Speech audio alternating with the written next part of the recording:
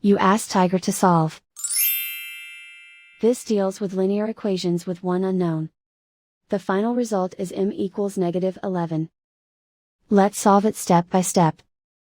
Simplify the expression. Group like terms. Simplify the arithmetic.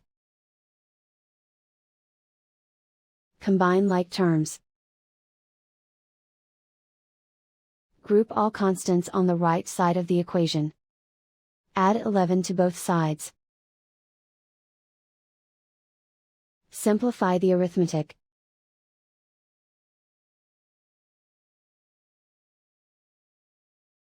Convert the m into a positive number. Multiply both sides by -1.